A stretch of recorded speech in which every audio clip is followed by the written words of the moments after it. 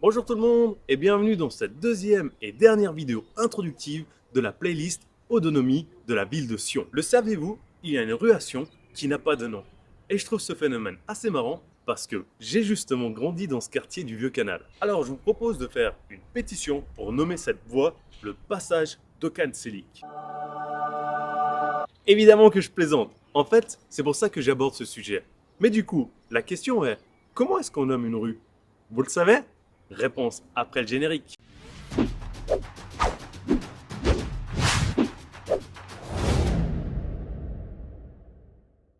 Pour nommer une rue, c'est très procédurier. Je ne vais pas te donner tous les détails, mais je vais vous expliquer les grandes lignes. Depuis la nouvelle ordonnance sur les noms géographiques de 2008, le nom doit être facile à lire, facile à écrire et être dans une des 4 langues nationales. Ça signifie que l'on ne peut plus donner de nom en patois ni en suisse allemand. Et pour terminer, pour donner à une rue le nom d'une personne, il faut qu'elle soit décédée. C'est pour ça qu'on ne peut pas la nommer Passage d'Okan Çelik. D'ailleurs, il y a une anecdote qui est assez drôle qui s'est déroulée récemment. Pour remercier l'investissement de Daniel Koch durant la pandémie, il y a une personne de Sion qui a écrit au conseil communal pour demander de changer le nom d'une rue en l'honneur de Monsieur Koch. Mais le conseil communal a répondu « Malheureusement, on ne donne pas le nom à une rue d'une personne qui est toujours en vie.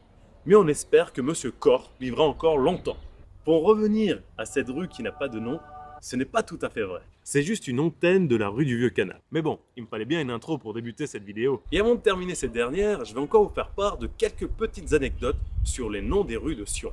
Il n'y a qu'une seule voie qui porte le nom dédié à une femme.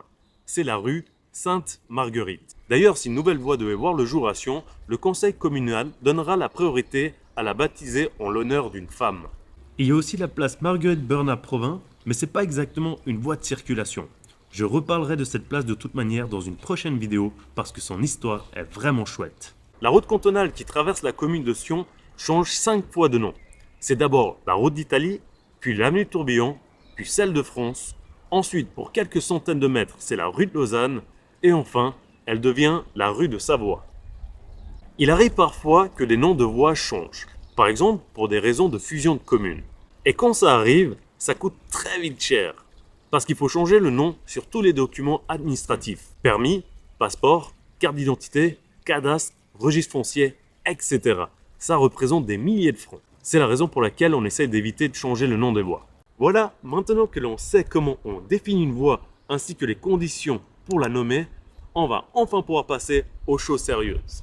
Du coup, moi j'ai plus qu'à vous dire à très vite. Ciao ciao. 1, 2, 3 imo.ch, l'adresse qui trouve la vôtre.